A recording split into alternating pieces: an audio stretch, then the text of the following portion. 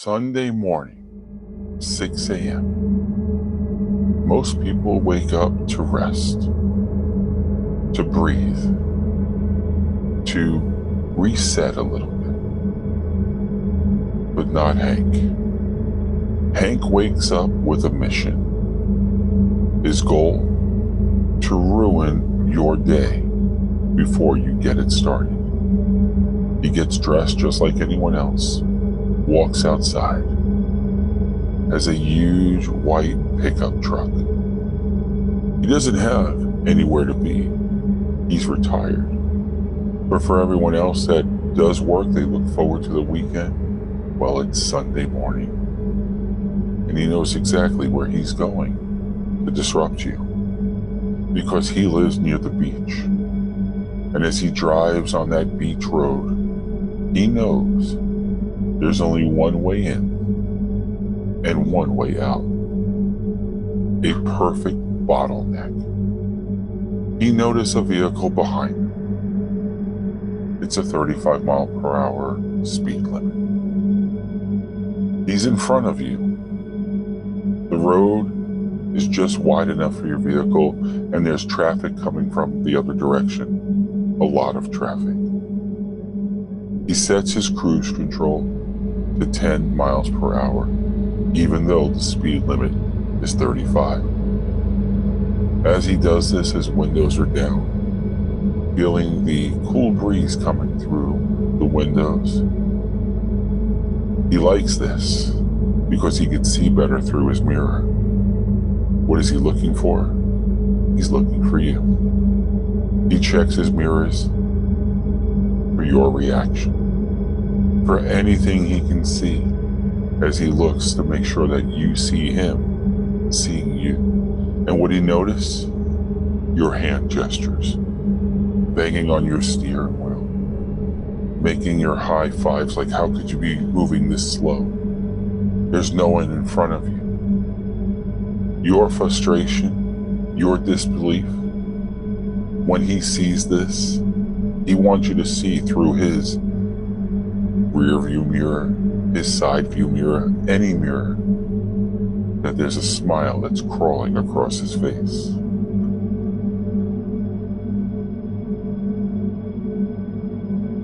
Before we get into the story, please subscribe, like, share, and comment. And now, on with the story. You see, Hank doesn't just inconvenience you. By looking through the mirrors, he studies you. He admires the chaos he's created. You see, because he doesn't do this because he's running late or anything of that nature. He's not confused. These are things that people would drive slowly because they may even be elderly. But he's doing this intentionally. You see, he wants to be every inconvenience to you and for you. You see, because he woke up looking not only to agitate you, but for control and power. This is his purpose. And Hank wakes up looking for victims. This is his way of becoming significant. Now, significant is called value, if you were to look for the dictionary term, to be valued. And he is doing that. But he's doing it negatively. For significance, he's not looking for admiration. He wants you to notice him. And so, when he's done ruining traffic with you, and you finally turn off out of anger, he finds new targets. When he's tired of driving, someone might be having breakfast now, or it might be lunchtime, whatever the time, he'll find you. He will go into the restaurant patio area because he likes to smoke. And as he sits there, he orders a water and It's something low on the menu totem pole, so to speak, just something to not get thrown out. He lights a cigarette because I'm allowed to smoke outside when people say something. There's no sign that says I can't smoke outside, and so he blows the smoke up in the air towards you, the stranger. He also will, when he's done with his cigarette, he'll go and stream a movie, and he'll put the volume on full.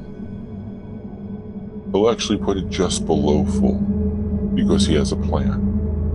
When that person asks him to turn it down, he nods with a smile and he turns it up. He also has another method. He talks loudly on the phone. And guess what? On the other end of that phone, there's no one there. He's acting as if, and he becomes even more and more obnoxious. Why? He's not trying to communicate. He's trying to dominate. Dominating your environment means I am in control. This isn't a personality trait. This is his pathology. He is a covert sadism. He doesn't do it violently. Doesn't use violence at all. But he knows how to violently get to you emotionally, and that makes him a predator.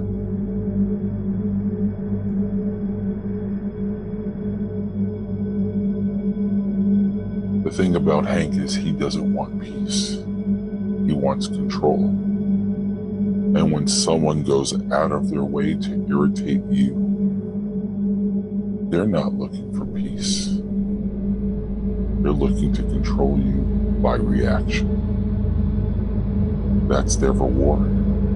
Think of the TV commercial, mayhem, mayhem, mayhem. That's his goal. To cause that for a response, a reaction. As the commercial says, you never know when mayhem is going to strike. And this makes him also so powerful.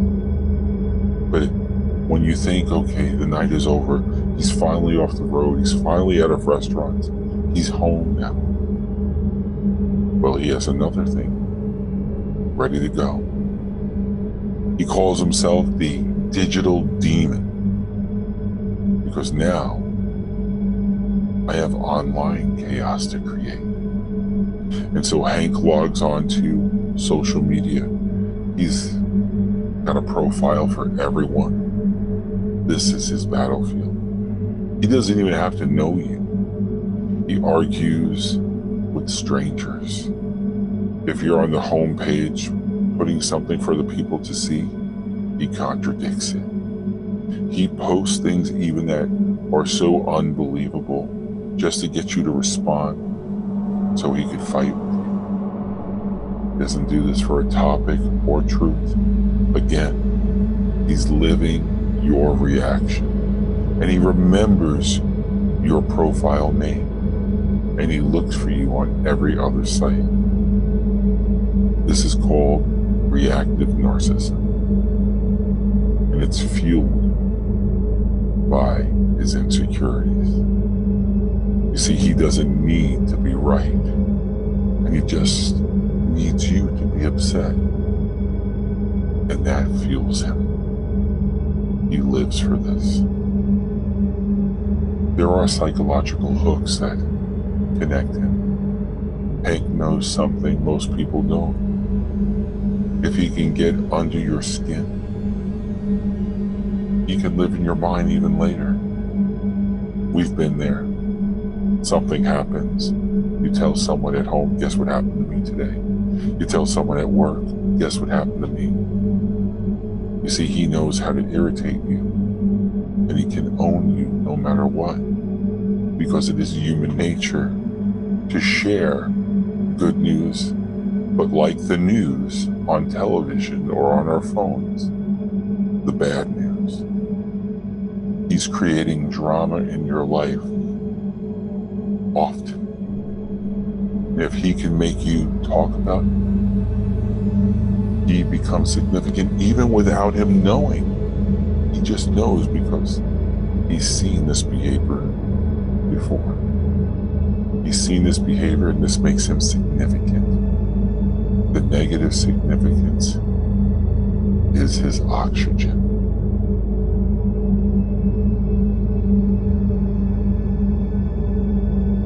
The key thing is that even though Hank is a grown-ass man, well into his 50s, everyone has an origin. So how does one become Hank? And we all know everybody has a Hank somewhere. But Hank, how was he built? He didn't grow up with love was one part. But what he did grow up that was always on the table was alcohol. When it wasn't alcohol, it was trying to have anything other than the bills because he lived with poverty. Quiet time was a lot because of the arguing in the house. So there was silence and shame. When he would observe his father as a young man, his father was a man that was quiet, but always angry. You didn't have to read his thoughts to see his face. Emotionless, cold. And when you did something wrong, he was very intimidating. He'd give you a look that you knew it's gonna be a long day or night. His mother, she was the opposite. She was the loud one, obnoxious. You're going to hear me. She was the attention seeker. She did it the opposite of what his father did. She insulted his father behind closed doors, but she knew never to do it in front of him. So she insulted her sons to their faces, though. She would take out her frustration on them that she couldn't put out on Hank's father. You boys will turn out just like him. And guess what? Hank did. His other brother joined the military, looking for structure, connection, discipline from a different way. But Hank did become him, not because he wanted to, because he didn't leave. He became conditioned. You see, children don't learn who they are.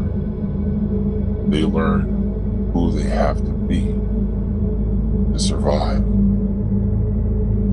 Hank didn't wake up one day and decide to be toxic. He was like any normal little child. But when you see this behavior, you become trained. You have two parents that hate existence with themselves and hate existence with each other. And so this shaped Hank, and in a sense it wounded him.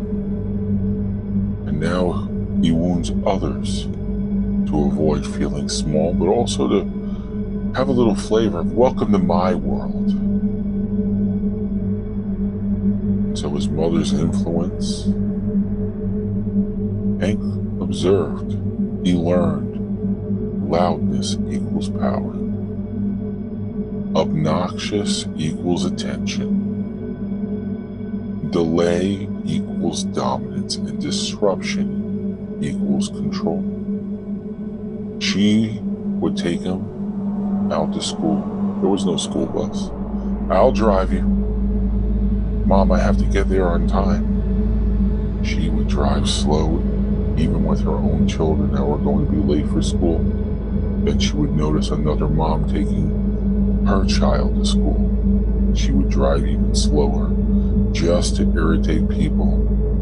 They would beep and honk and scream, and she would have her windows down, and she'd flick off the stranger. Then she'd laugh when she noticed that frustration. Hank, he watched this, he learned.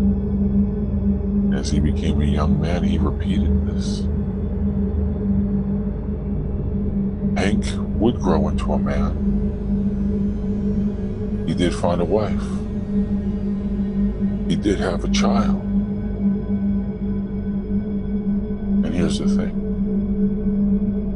His wife, who would marry him? Someone who's submissive. You see, predators know how to find prey. And Hank was a master of that. And a child would never challenge him because he fears me. That was his life there with his son. A life that Hank hated. Because even though he had a wife and a child and a job, he felt the world owes him. I don't have the job I want. I don't have the woman I've dreamed of. And I certainly don't have the life I imagine. And so, he makes sure no one else enjoys theirs. This is the psychology of the resentful saboteur. If I can't win, why should you? I'll make sure you don't either.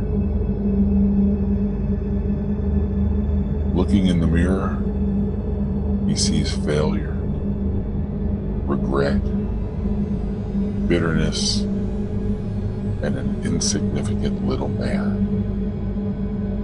So he has to create significance the only way he knows how. By being unforgettable in the worst possible way. Remember, he doesn't hate you. Might feel like it. Even his friends say that, but they still hang around because he knows exactly the weak-minded friends he wants. But in the end, Hank hates himself. Hank doesn't ruin your day because of the hatred. It's just the proof by doing this and getting your reaction. Somehow I still matter. This makes me matter.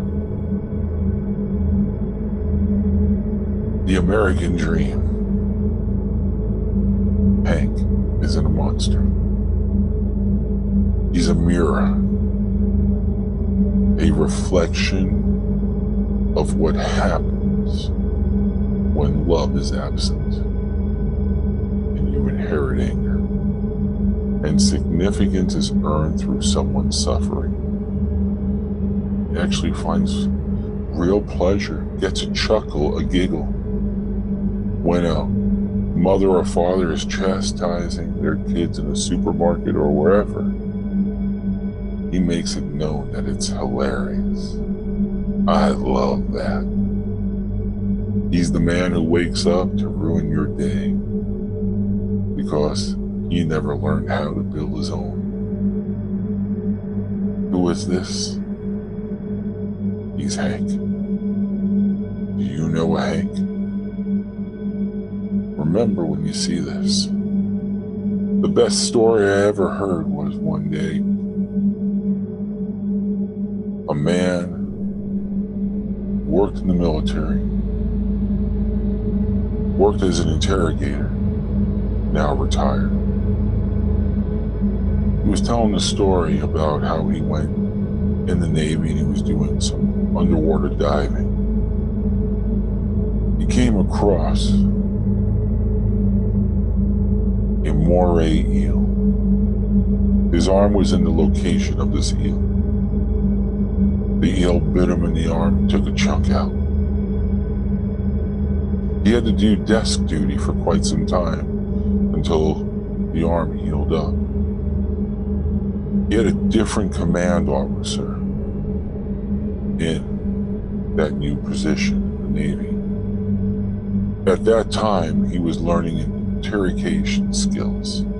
So he had to go to a class on top of the job he had for the Navy.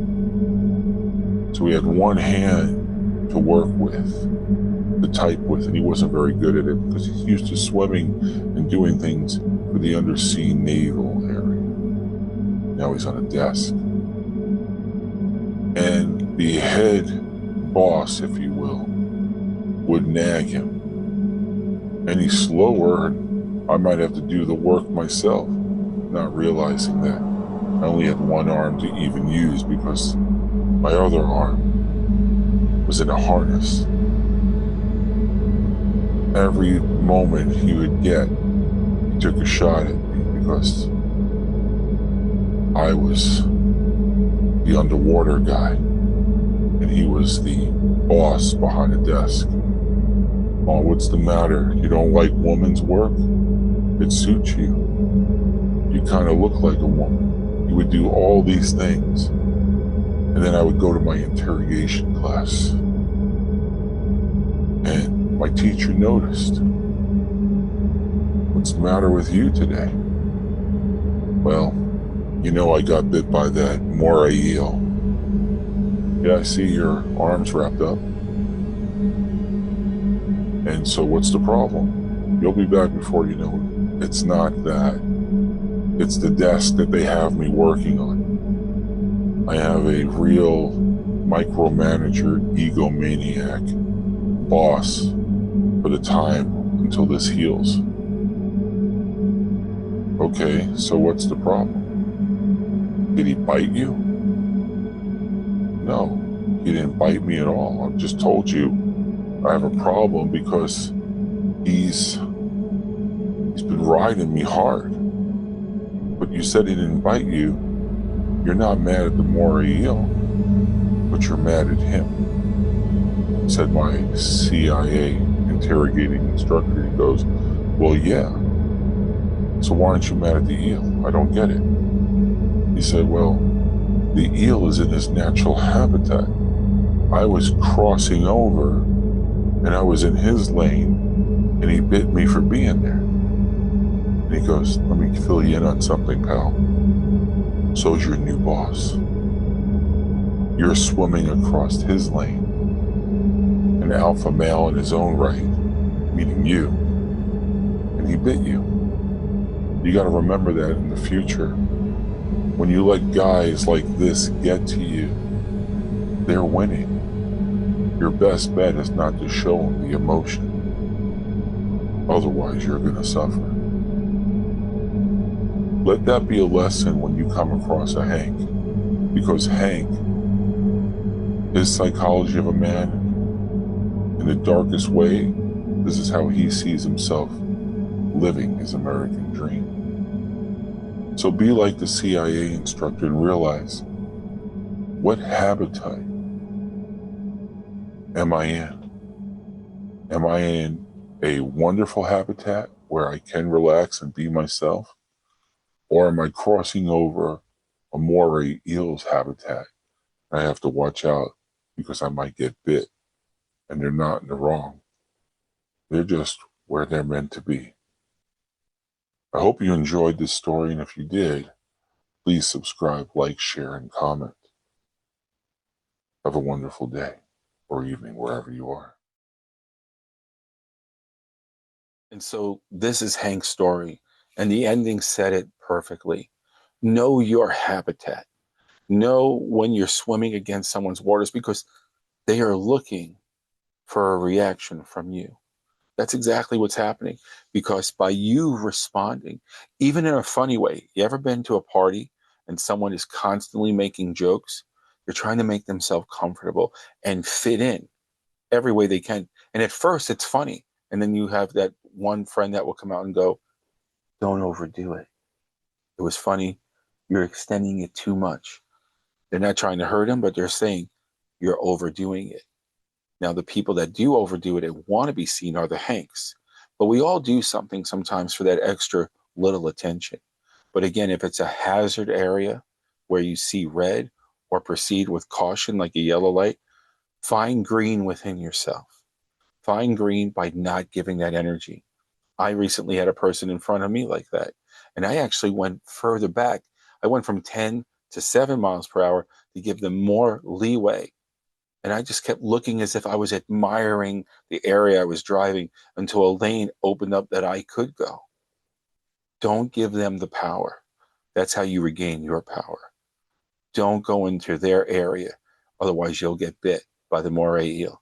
I hope you enjoyed this story and this podcast. Again, like you said, Please subscribe, like, share, and comment. And until next time, have a great day or evening, wherever you are.